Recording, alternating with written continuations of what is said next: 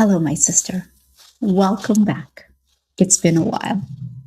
Now, before we get into it and talk about season 5, I really want to share with you something before I reveal the theme for this season. And some of it, I'm going to take you a little bit way back. Hi there.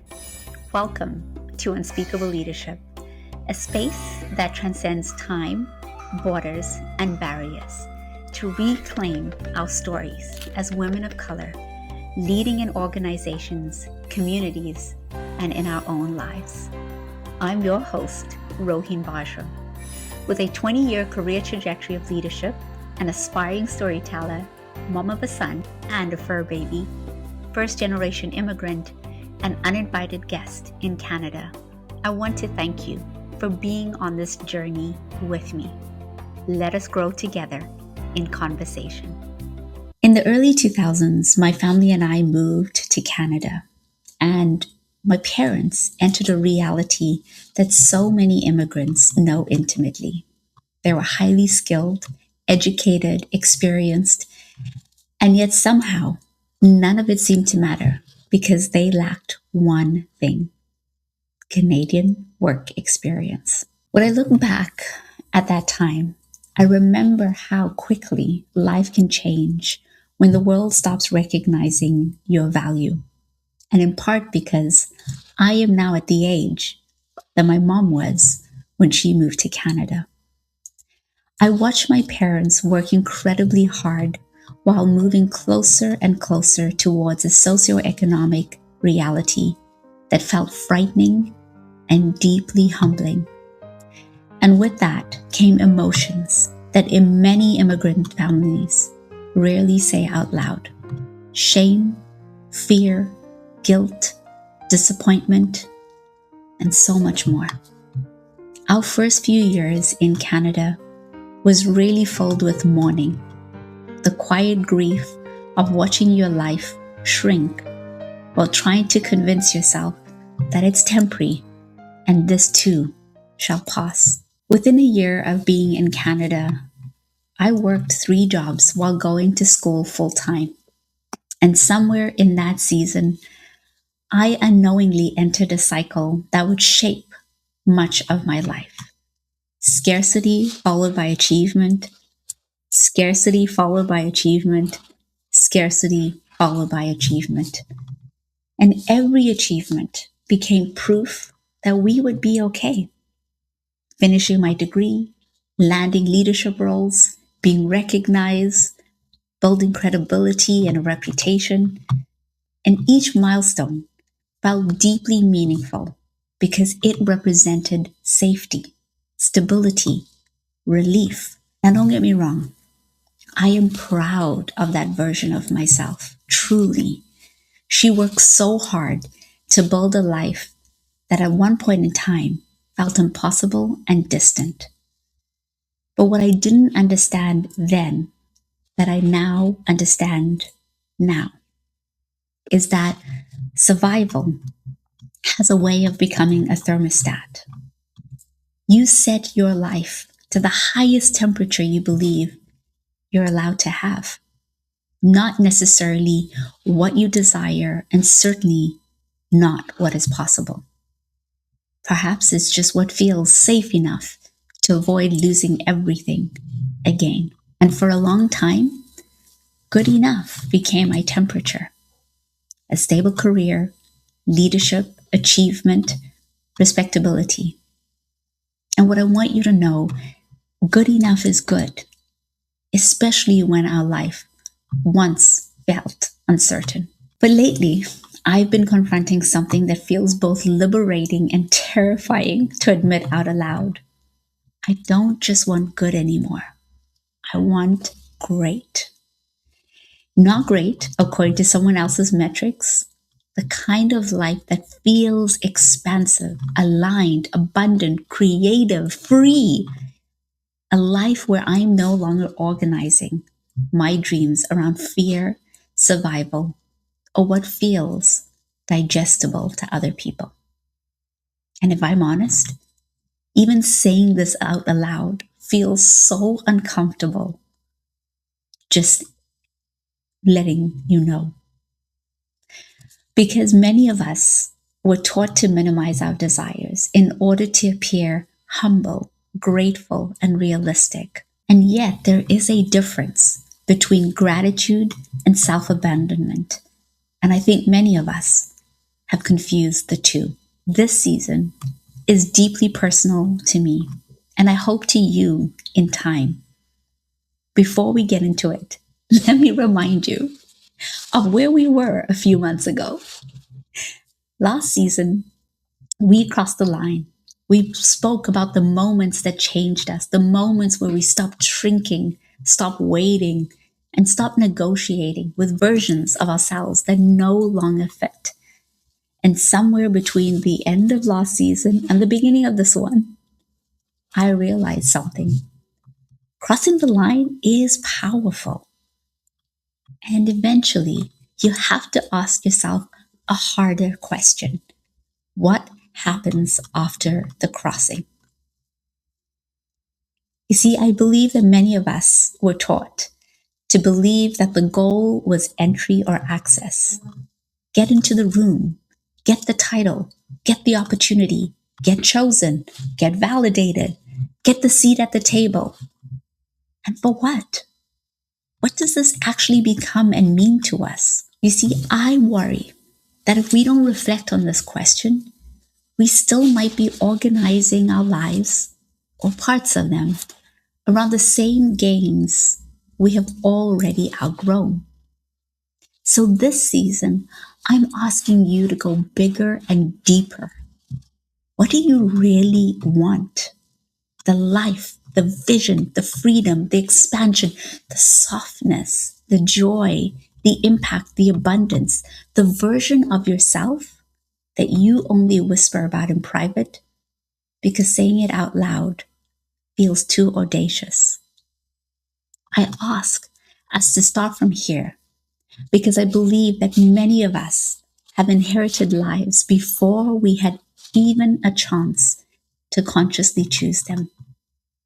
Inherited definitions of success, inherited timelines, inherited ceilings, and inherited fears disguised as practicality. And sometimes we become so focused on proving we deserve a seat at the table that we never stop to ask ourselves, what would we build if we stopped arranging our lives around someone else's architecture?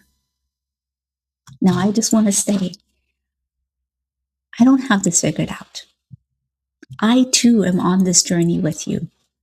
And like every season, I truly desire that the journey we are on is about the evolution and expansion for each of us. There is room for different starting points, different pickup points, and different places where you are moving forward and making those choices. Now, two things can be true. It does not mean we have to say our current life is meaningless. It does not mean that we have to say we are not grateful.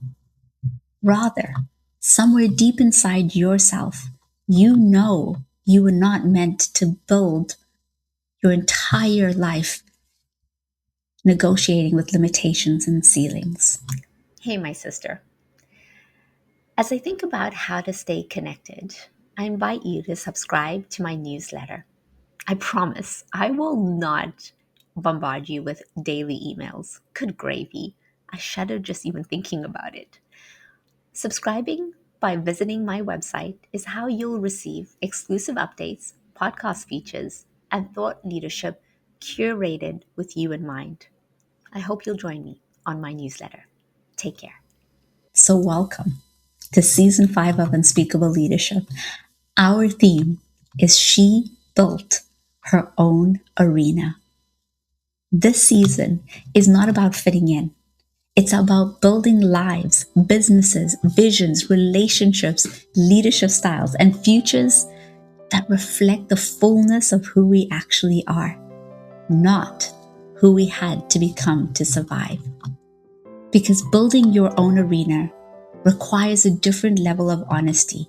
You have to admit what you want before there is evidence that you can have it. You have to stop calling your desires unrealistic simply because they make other people feel uncomfortable.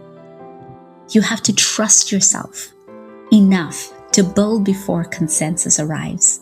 And perhaps more importantly, you have to stop waiting for permission or approval from people who have never had the imagination to see your vision clearly in the first place, even when they are the ones we deeply love and care for.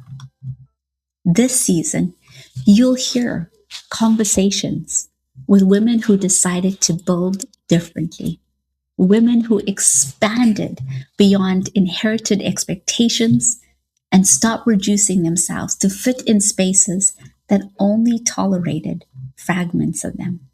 Women who built new relationships with power, with money, with leadership visibility, spirituality, creativity, rest, ambition, motherhood, dreaming, and self worth. And through every conversation, I hope you begin asking yourself, what would become possible if I stopped making my life smaller to remain understandable to others? Or perhaps to remain understandable to yourself. Because here is what I'm learning in real time: a bigger life will ask more from you. It will ask more courage, more clarity, more self trust, more willingness to disappoint the versions of people who benefit from your smallness.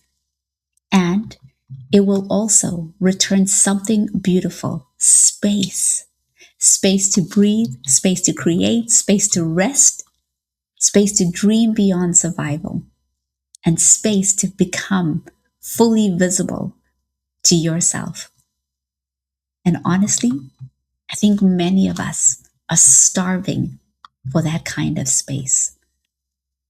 So before we begin the season together, I want to leave you with a few questions that I invite you into deeper honesty with yourself. Take time to reflect on them, journal, and write what pours in and out of you.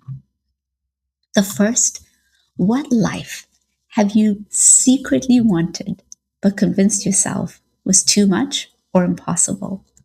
Second, where have you confused realism with self abandonment?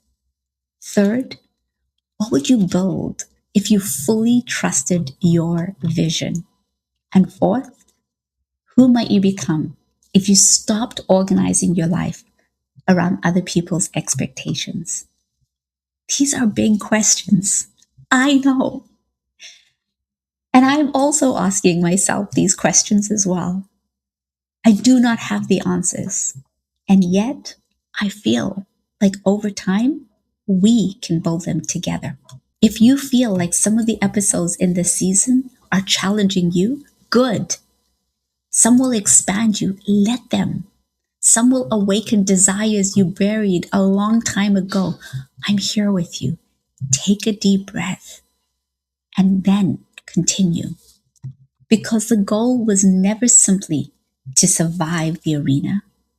We get to fulfill a deeper invitation, and that is to build one that is worthy of your fullest life and all the dreams that you hold in your heart, in your mind, and in your soul.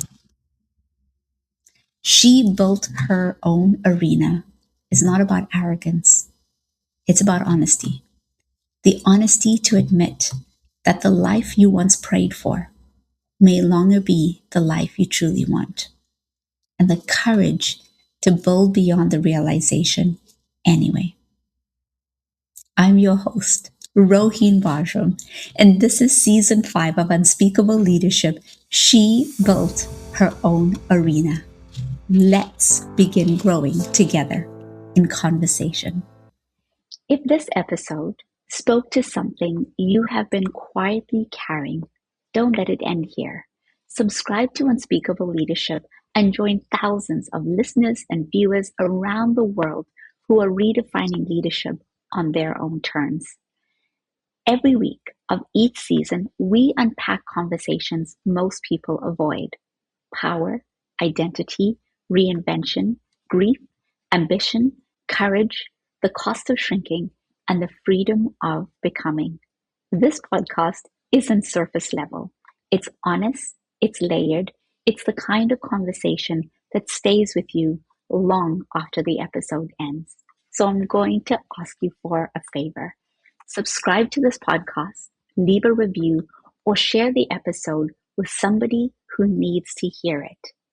Because every share helps the stories that you hear reach the people who have been searching for the language, the clarity, and the right nudge to lead differently. And if an episode has moved you, tell me. I always love hearing from you.